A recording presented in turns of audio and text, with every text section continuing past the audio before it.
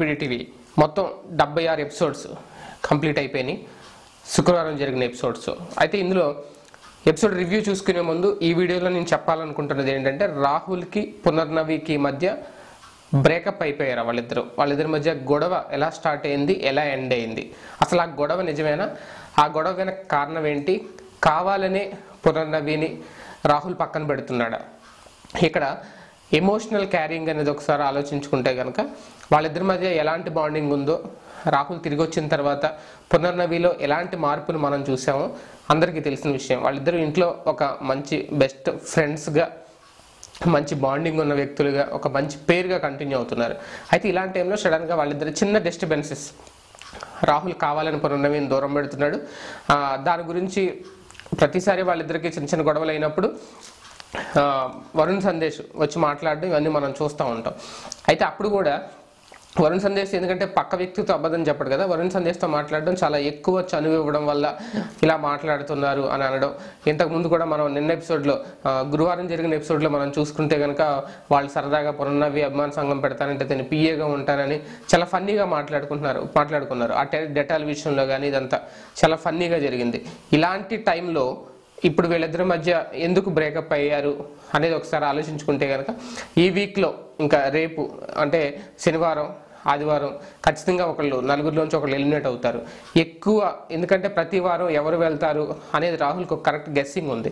Last week కూడా రవి వెళ్తాడు అని చాలా ఓపెన్గా చెప్పాడు పునర్నవితో రాహుల్.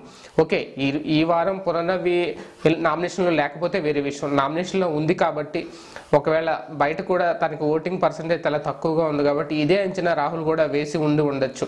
ఒకవేళ పునర్నవి వెళ్ళిపోయే సందర్భంలో ఎందుకు తనతో అనవసరంగా బాండింగ్ పెంచుకొని మళ్ళీ ఎమోషన్ అవ్వడం, అది రేపు పొద్దున గేమ్ మీద ఎఫెక్ట్ చూపిస్తుందేమో, బయటకు వెళ్ళిన తర్వాత సిచ్యువేషన్స్ ఎలా ఉంటాయో ఇంత డెప్త్గా ఆలోచించే రాహుల్ పునర్నవిని దూరంగా పెట్టారు అనేది అక్కడ పరిస్థితులను బట్టి మనకు అర్థమవుతుంది.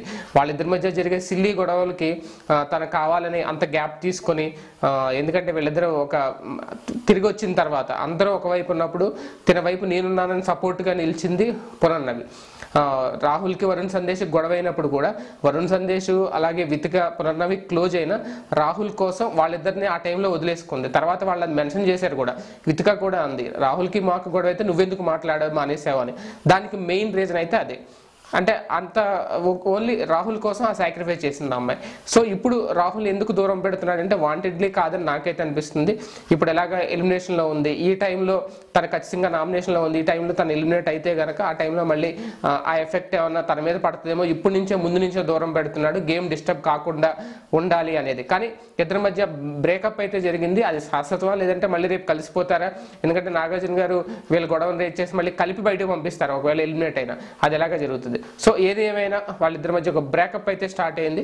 అది ఎందుకు ఏమిటనేది మనం రేపు ఎల్లుండు మండే ఎపిసోడ్స్లో మనకు క్లారిటీ వస్తుంది. Stay tuned. ఈ వీడియో గనుక మీకు నచ్చినట్లయితే లైక్ చేయండి, షేర్ చేయండి. మరిన్ని వీడియోస్ కోసం మా ఛానల్ను సబ్స్క్రైబ్ చేయండి.